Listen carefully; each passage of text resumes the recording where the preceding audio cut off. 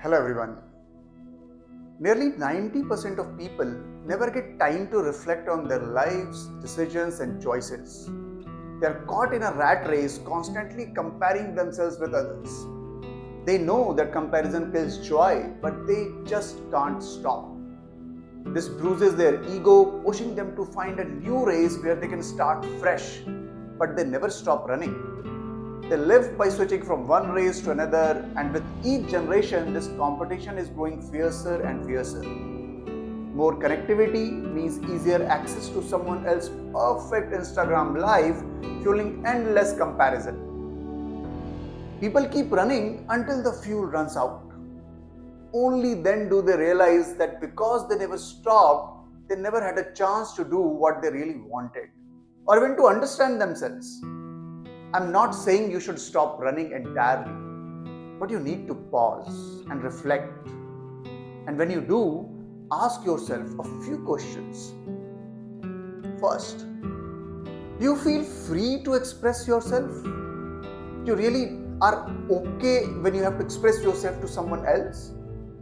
And is this the best version of yourself through which you can contribute to humanity?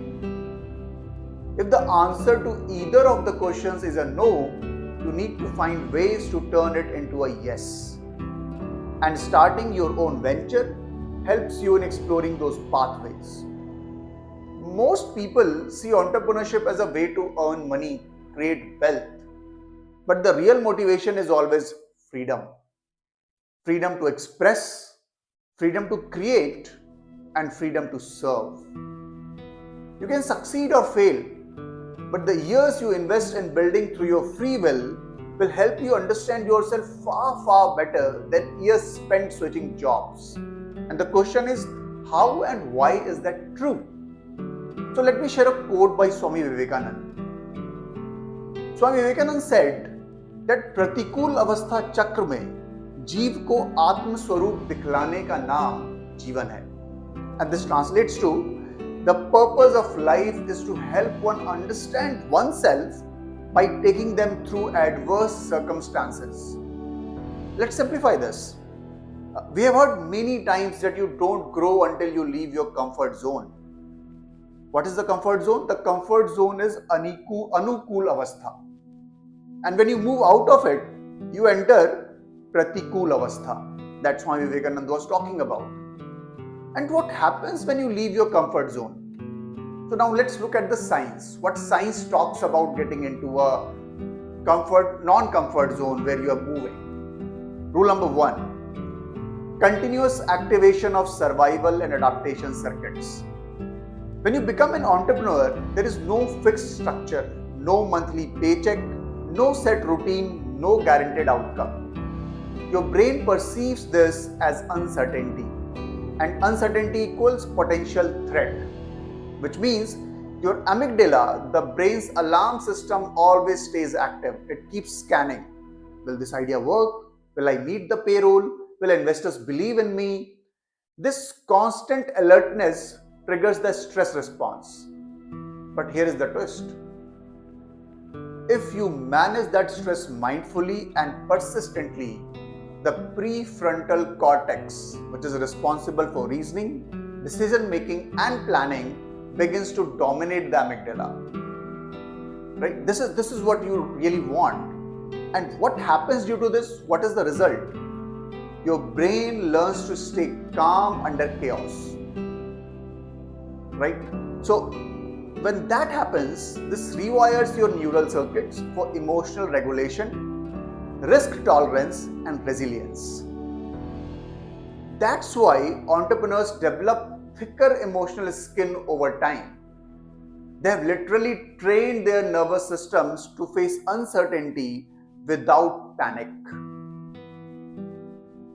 Now let's move to rule number 2. What else is happening in our body through this uncertainty, through getting out of comfort zone? So entrepreneurship builds neuroplasticity through constant challenge. Entrepreneurship constantly throws novel problems at your hiring, product market fit, funding, customer behavior, scaling. Novelty equals neural firing, new neural firing. Each time you face an unfamiliar problem, your brain forms new connections to handle it. That's neuroplasticity in action. When you reflect on mistakes, adapt your strategy, or pivot your product, you are strengthening the circuits of cognitive flexibility and creative thinking in your prefrontal cortex and anterior cingulate cortex. That's why serial entrepreneurs see patterns faster. Their brains have built a database of adaptive neural networks. Entrepreneurship becomes like repeated exposure therapy for uncertainty. Each time you step into the unknown and survive, your brain learns that uncertainty is not death, it's growth. So, this is how your brain is getting trained. Now, there is the third aspect of it, which is the hormonal balance behind growth, which is moderate stress called eustress, which releases balanced doses of cortisol and dopamine. Cortisol provides alertness, dopamine rewards progress. When an entrepreneur hits a milestone or closes a deal or finishes a product, dopamine spikes. That high becomes the motivation, and your brain learns discomfort means effort means reward.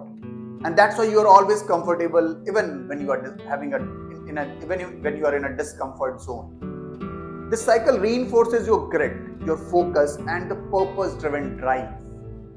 But if stress becomes uncontrolled, cortisol floods the system, leading to burnout. And that's why recovery, which is sleep, mindfulness, social connection, is critical to sustain growth. And finally, if we look at all of this in yogic terms, entrepreneurship is considered as a tapasya. From a yogic perspective, entrepreneurship is a modern form of tapasya, conscious exposure to pressure to purify and evolve one's inner being.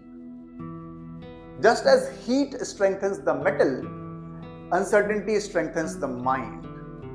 But only when faced with awareness and not fear, you can actually strengthen your mind. The yogic and scientific truths align. Fire doesn't destroy gold, it refines it. Stress doesn't destroy a conscious mind, it evolves it. That's why entrepreneurship pushes you out of your comfort zone, that leads to all the changes in you. Any work that provides you creative freedom and lets you act from your free will can help you grow. And it's almost like starting your own venture. One more thing, in the corporate world, growth is usually discussed in financial terms. But to truly understand and live your life fully, you need personal growth. Financial growth should follow. The other journey is finding your why. Simon Sinek, the famous motivational speaker, wrote a book on it. This is similar to finding your ikigai. Both books help you discover your real purpose in life, the right career or job for you. But if I had to tell you in one sentence the purpose of life, it is to find your true potential and live up to it. So it can help make this world a better place. I'll just repeat it again. According to me, the purpose is to find your true potential and live up to it so that you can help make the world a better place. Now, all these books, finding your why or ikigai, they can help you in actually exploring these things. But it's difficult and takes time. If you want to speed things up, entrepreneurship is the way. On this path, you can compress your growth into 2-3 years what would take 10 years in a comfortable job. And I'm talking about a comfortable job, not just any job. As I said earlier, if you have a job that lets you be free, that's an entrepreneurial path. As we close this discussion, I want to tell you that finding your why and exploring yourself is something that you will go through sooner or later. The sooner you do it, the better.